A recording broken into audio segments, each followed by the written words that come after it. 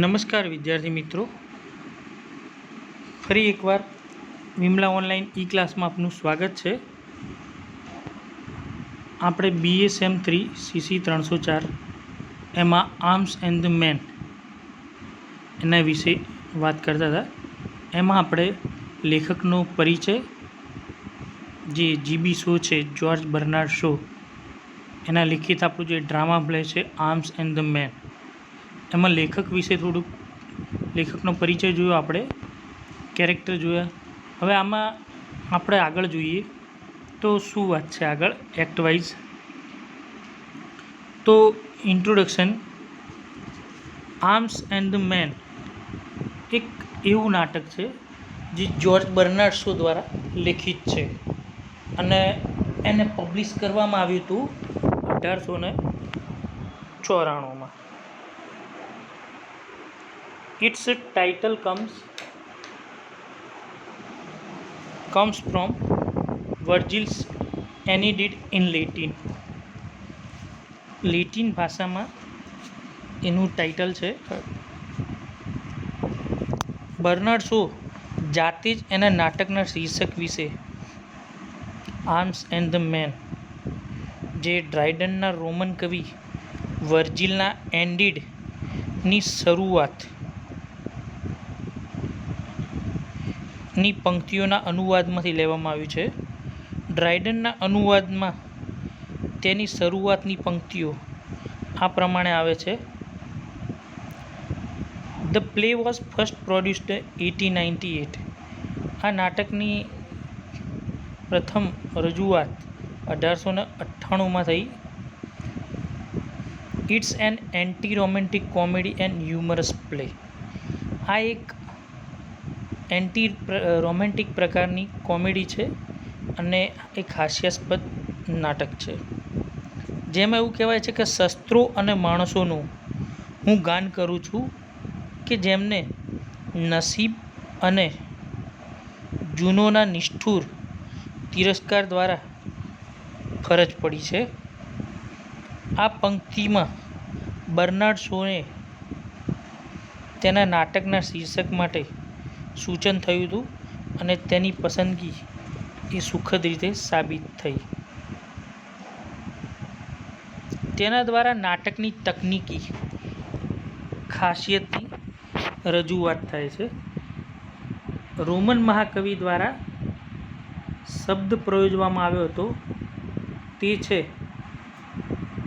અર્મા વર્મિપ્યુગમ, જેને એસ્ટરન જે યોગ્ય રીતે જણાવે છે કે તે વર્જિલ માટે ચઢિયાતા ક્રમનો શબ્દ છે, પણ બર્નાર્ડ શોને તેને ઉલટા ક્રમમાં મૂકે છે અને આ પ્રયોગના મહત્ત્વને બદલી નાખે છે. નાટકની તકનીકી અને મૌલિકતા એ છે કે તે દર્દ પર નહીં પરંતુ ધૃણા પર રચાયેલા નાટક છે. આ માટે એની તકનીક ખાસ મહત્ત્વની છે. શીર્ષકની યથાર્થતાની વાત કરીએ આપણે તો થીમ્સ રોમેન્ટિસિઝમ ઓફ વોર. વોરની જે રોમેન્ટિસિઝમની જે વાત છે એ છે રોમેન્ટિસિઝમ ઓફ લવ, અને પ્રેમમાં જે રોમેન્ટિસિઝમ છે એની ક્લાસ ડિસ્ક્રિમિનેશન્સ, આઇડિયલિઝમ વર્સિસ રિયાલિઝમ, વાસ્તવવાદની સામે વિચારવાદ. એના આ ચાર વસ્તુ પર આ નાટકની શીર્ષકની યથાર્થતા નાટકની વાત છે. આમ નાટકનું શીર્ષક આર્મ્સ એન્ડ ધ મેનમાં જોવા જઈએ તો બંધ બેસતું શીર્ષક જ છે. લેખકના વ્યંગાત્મક ઈરાદાનું સૂચન કરે છે, જે યુદ્ધની ભવ્યતા અને સૈનિકોની બહાદુરી જે છે એ બહાદુરીની ભ્રમણાને રજૂ કરે છે. રોમેન્ટિક વિચારોના ખોટાપણાને બતાવે છે અને માણસ એ વૃત્તિઓનું અને તરંગોનું પ્રાણી છે, તે સર્વોચ્ચ સ્થાને છે, શસ્ત્રો કરતાં પણ વધુ મહત્ત્વના છે. તો શો જે છે એ આર્મ્સ એન્ડ ધ મેનમાં એન્ટી રોમેન્ટિક પ્રકારની આ કોમેડી રચી છે, જેમાં રોમેન્ટિસિઝમ ઓફ વોર પણ છે, ધ રિયાલિઝમ ઓફ શો કે વાસ્તવવાદની પણ વાત છે, આઈડિયાલિઝમ વર્સિસ રિયાલિઝમ વિચારવાદની સામે વાસ્તવવાદ એની પણ આ નાટકમાં વાત છે. આર્મ્સ એન્ડ ધ મેનમાં જે વાત છે એ એન્ટી રોમેન્ટિક નાટક કરવું છે, કારણ કે તેના નાટકમાં તેણે પ્રેમ અને યુદ્ધના રોમેન્ટિક ખ્યાલનું છીછરાપણું ખુલ્લું કર્યું છે. રોમેન્ટિસિઝર દ્વારા શો એવું માને છે કે જે વસ્તુ હકીકત અને વાસ્તવિકતા પર આધારિત નથી તેમની અવાસ્તવિકતા અને અતાર્કિક સ્વભાવને સરળતાથી બતાવી શકાય. તેની સમગ્ર કારકિર્દી દરમિયાન શો એ જીવનના રોમેન્ટિક અને આદર્શવાદી વિચારો અને તેમના દંભ ઢોંગ સામે યુદ્ધ કર્યું, અને આ યુદ્ધ એટલે આર્મ્સ એન્ડ ધ મેન સાથે શરૂ થયું. આ એન્ટી રોમેન્ટિક નાટક છે કારણ કે શો એ જીવનના રોમેન્ટિક આદર્શીકરણ પર હુમલો કરે છે, અને તે કોમેડી છે કારણ કે તેમાં તેને રોમેન્ટિક હીરોના પ્રેમમાં છીછરાપણું અને યુદ્ધના આદર્શની મજાક ઉડાવી છે. શો હસે છે, પણ તેના હાસ્યનો ગંભીર ઈરાદો છે કે તે બુદ્ધિ ચાતુર્ય તેમજ વિચાર હેતુ. આ એક ઉપદેશાત્મક નાટક છે. લેખકનો હેતુ વાચકોને પ્રેમ અને યુદ્ધના સત્યનો બતાવવાની વાત છે, અથવા એ તરફ પ્રેરવાની વાત છે કે પ્રેમ અને યુદ્ધનું સત્ય શું છે એના વિશે વાત છે. રૈના અને સર્જિયસ તેમના રોમેન્ટિક વિચારો. નાટકની શરૂઆત એ રોમેન્ટિક નોટથી થાય છે. રૈના એક રોમેન્ટિક છોકરી છે જે તેની બાલ્કનીમાં ઊભી રહીને રાત્રિના સૌંદર્યને અને બર્ફીલા બાલ્કન્સને માણે છે. તેણીનું સગપણ સર્જિયસ સાથે થયું છે, જે એક બાયરનિક હીરો છે, જેવો છે જે મધ્યયુગની નાઇટની જેમ યુદ્ધમાં ગયો છે. તે એક ભવ્ય વિજય પ્રાપ્ત કરે છે. તે સમય માટે તે એક નાયક બની જાય છે, જેની રૈના પ્રશંસા અને પૂજા કરે છે. તેના ઘેર આવ્યા પછી આપણો ઉચ્ચ નસીબ એ રોમેન્ટિક પ્રેમ જોઈએ છીએ. આની મેઇન થીમ જો કહી શકાય તો Arms and the Man is a humorous play. Arms and the Man આ એક હાસ્યાસ્પદ પ્રકારનું નાટક છે which shows the futility of war. અહીંયા યુદ્ધની પરિસ્થિતિની વાત કરી છે and deals with the hypocrisies of human nature. એના સાથે જે માનવીય સહજ સ્વભાવ છે, દંભી પ્રકારની વૃત્તિ, એ પણ આની અંદર જોવા મળે છે, અને કેટલીક કોમેડિક ફેશન પણ એમાં જોવા મળે છે. It is basically a story of love and war. એક રીતે જોઈએ તો આ જે નાટકની વાર્તા છે એ પ્રેમ અને યુદ્ધ એના ઉપર આધારિત છે. The play tries to tell us that aristocratic pretensions have no place in today's war. આ નાટકની અંદર વાસ્તવિક દખલભ્રમ મુક્ત છે, જેમાં રૈના અને સર્જિયસ એ પ્રેમની અવાસ્તવિક દુનિયામાં જીવે છે. નાટકની શરૂઆતમાં જ શો બતાવે છે કે રૈનાને રોમેન્ટિક આદર્શો માટે કેવી શંકાઓ હતી. આ આદર્શ તેમણે બાયરન અને પુશ્કિનના વાંચન દ્વારા રોમેન્ટિક નાટકો જોઈને મેળવ્યા છે. તેથી તેમનો રોમાન્સ તરત જ વાસ્તવિકતાની પ્રથમ સ્પર્શથી જ નાશ પામે છે. બ્લ્યુન્ચલીની વાસ્તવિકતાને એ રજૂ કરે છે. તેના દ્વારા નાટ્યકાર એ જરૂરી હકીકતો અને દલીલો રૈના આગળ મૂકે છે. તેણીના યુદ્ધ અંગેના જે રોમેન્ટિક વિચારો તરત જ નાશ પામે છે. તેણીને નિષ્ઠુરતાપૂર્વક કહેવામાં આવે છે કે સર્જિયસ મૂર્ખ અને ખાલી મગજનો છે.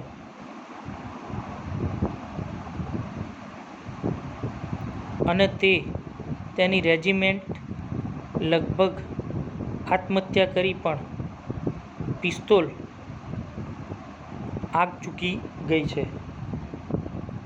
વધુમાં તેણીને કહેવામાં આવે છે કે સૈનિકની ફરજ શક્ય હોય ત્યાં સુધી જીવવામાં છે, અને આ વિચારથી તે યુદ્ધભૂમિમાંથી ભાગી જાય છે. અને 10માંથી 9 સૈનિકો એ મૂર્ખ હોય છે. ધીમે ધીમે તેણીની આ બાબતની વાસ્તવિકતા જે જાણે છે, અને તેણીને યુદ્ધ વિશેના રોમેન્ટિક વિચારો દૂર થાય છે. તે જ રીતે સર્જિયસ યુદ્ધની ભ્રમણાથી મુક્ત બને છે અને સમજે છે સૈનિક એ અન્ય વ્યવસાયની જેમ એક વ્યવસાય છે. તેમાં શૂરવીરતા નથી, પણ કાયરની કલા છે, જેમાં જ્યારે તમે બહાદુર હો છો ત્યારે નિર્દય રીતે હુમલો કરો છો.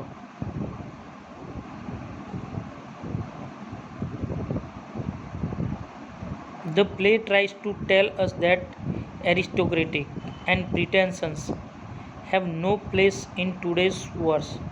કે નાટકની અંદર જે વાત છે એમાં કોઈ દંભી કે ઢોંગ કરવાની વાત છે. અત્યારે જે વોરની જે પરિસ્થિતિ, યુદ્ધની જે પરિસ્થિતિ છે એ વાત છે.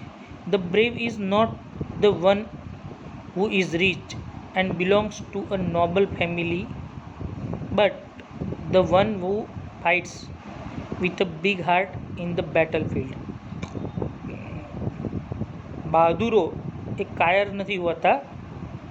Is not one who is rich, કે એમાં કોઈ પૈસાદાર અથવા એવી માન્યતા પૈસાદાર નથી હોતા. And belongs to a noble family, એ બધા જ કોઈ ઉમદા પરિવારમાંથી આવતા નથી. But the one who fights with a big heart in the battlefield, પણ તેઓ યુદ્ધમાં એ ખૂબ હૃદયપૂર્વક યુદ્ધ મેદાનમાં લડે છે. The play also highlights human nature's like. આ નાટકની અંદર બીજું કે માનવીય નેચરની પણ વાત કરી છે, માનવીય સ્વભાવની પણ એમાં વાત કરી છે, જેમાં હાઇપોક્રેસી, દંભીપણું, ડ્યુઅલ બિહેવિયર્સ, બે પ્રકારનું વર્તન, બેટ્રેલ ઇન લવ, કાયરતા અને પ્રેમ, એ પણ એમાં બતાવવામાં આવ્યું છે. The writer also mentions the class difference in society. કે લેખક બીજું પણ એ વાત કરે છે કે જે ક્લાસ છે એ difference in society in a mocking style, કે એક અલગ પ્રકારની પદ્ધતિ પણ એમાં જોવા મળે છે.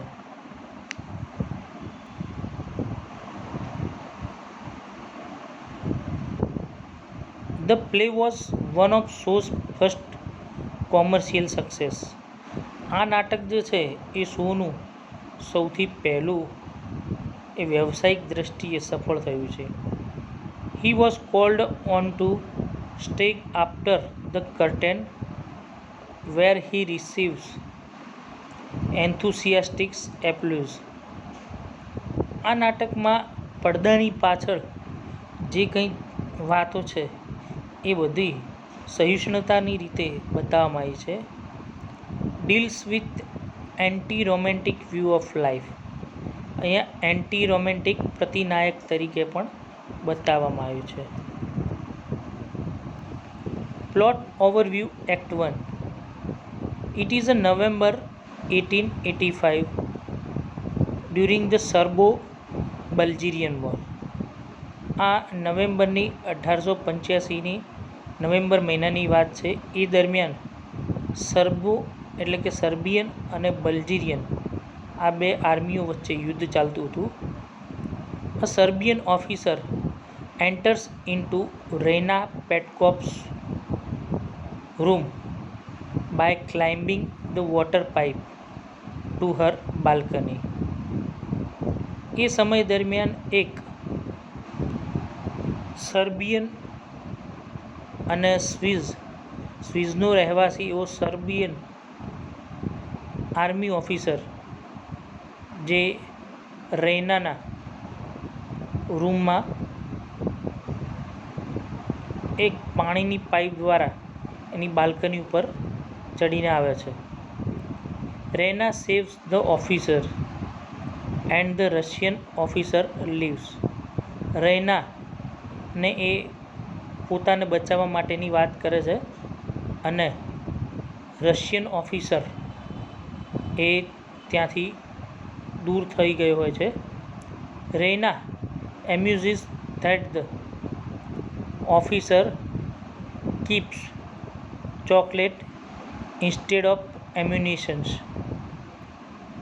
રૈના જ્યારે આ ઓફિસર ખૂબ ભૂખ્યો થયો હોય છે, આક્રાંતિયા કરતો હોય છે, ત્યારે એને કેટલીક ચોકલેટ આપે છે. Raina and her mother help him. Raina અને તેની મા એની મદદ કરે છે.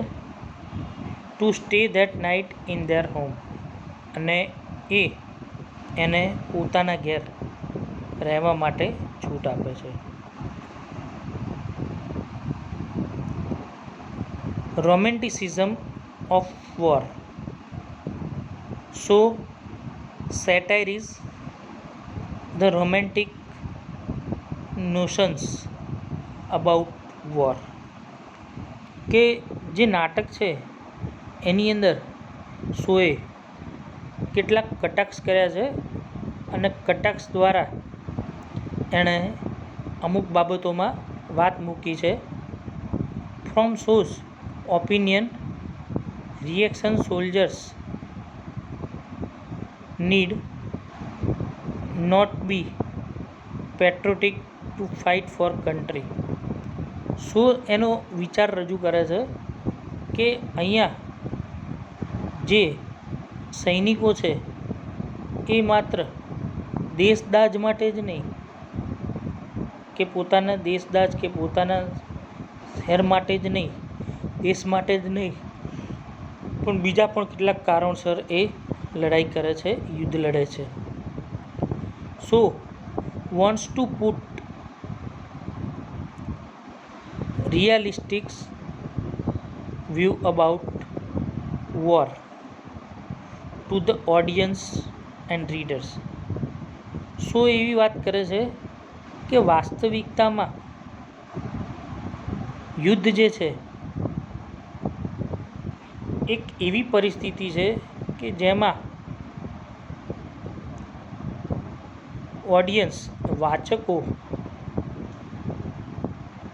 અને સમજનાર લોકો એવો બંને વચ્ચે આ યુદ્ધ અને રોમાન્સ આ બંને પરિસ્થિતિનું વર્ણન આમાં કરવામાં આવ્યું છે. એન્ટી રોમેન્ટિક વાત કરીએ તો શો એક વાસ્તવવાદી લેખક છે જે તેના નાટકમાં વાચકો આગળ જીવનની વાસ્તવિકતા મૂકે છે, પ્રેમ અને યુદ્ધ સાથે સત્ય મૂકે છે.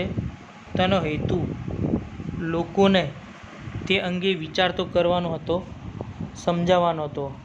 આમ આ રીતે તે સમયને વિસ્તારે છે અને જે ખોટું છે અને અતાર્કિક છે તેને પોતાની તર્ક અને બુદ્ધિથી સર્ચલાઇટ દ્વારા દૂર કરે છે. તેનો અર્થ એ કે તેનો વાસ્તવવાદ માત્ર ફોટોગ્રાફીનું વાસ્તવવાદથી તેને વાસ્તવિકતાનું ઉદ્દીકરણ પણ કરે છે. વધુમાં નાયક એક એન્ટી રોમેન્ટિક છે. એક નાટ્યકારે બેશક જીવનના વિચારોને ખુલ્લા પાડવામાં સફળ રહે છે અને એમાં મેલોડ્રામાનું વાતાવરણ પર રચાય છે. તેની ધ્રુજારી અને સંવેદનાઓ પણ આ નાટકમાં જોવા મળે છે. શૂરવીર નાઇટ અને શૂરવીર ઘોડેસવારીના સમાચાર છે. કુદરતી સૌંદર્યને માણતી અને બહાદુર સૈનિકોનું સ્વપ્ન સેવતી, પ્રેમથી પ્રેરિત આ રૈના એ બારીમાં ઊભી છે. રૈના અને ચોકલેટ ક્રીમ સૈનિક બ્લ્યુન્ચલી વચ્ચે પ્રથમ દ્રષ્ટિનો પ્રેમ પ્રાંગરે છે. આવી વસ્તુઓ બનતી હોય છે પણ તેઓ રોમેન્ટિક અને પરીઓની કથામાં જ બનતી હોય છે. બ્લ્યુન્ચલી પોતે એક રોમેન્ટિક પરીઓની કથામાં બનતી હોય છે. બ્લ્યુન્ચલી પોતે એક રોમેન્ટિક મૂરખ છે કે જે સુંદર છોકરી તરફ નજર કરવા આવે છે અને તેની શાળાની 17 વર્ષની બાળા માને છે, જ્યારે વાસ્તવમાં તેણીની ઉંમર 23 વર્ષની છે. છેવટે સ્વિટ્ઝરલેન્ડનો બાદશાહ બને છે જે પરીકથાની માફક બને છે. લૌકા એ સર્જિયસને લાગે વળગે છે ત્યાં સુધી વાસ્તવવાદી હોઈ શકે છે, પણ નિકોલાની સંબંધમાં તેણીની રોમેન્ટિક છે જે ધનવાન સ્ત્રી બનવાનું સ્વપ્ન સેવે છે અને વ્યવહારુ સલાહને અવગણે છે. લૌકા તેની મહત્વાકાંક્ષાની બાબતમાં રોમેન્ટિક છે. પોતાના જન્મ અને દરજ્જાની અંતરાયોને તોડે છે. તે ગ્રાન્ડ સર્જિયસ સાથેના તેણીના પ્રેમ બાબત અને તેણીના રોમેન્ટિક સ્વપ્નનું પરિણામ છે અને તે પરીની કથાની જેમ સફળ નીવડે છે.